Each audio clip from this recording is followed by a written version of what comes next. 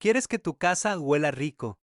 Te recomiendo este aparato que va a hacer que tu casa huela muy rico para cuando lleguen las visitas.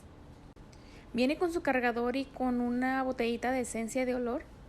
Solamente le tienes que echar agua hasta ahí a donde está marcado. Y enseguida le vas a echar lo que es la esencia del aroma. Y ya lo vas a poner a conectar a la luz y ya ahora sí es como va a funcionar.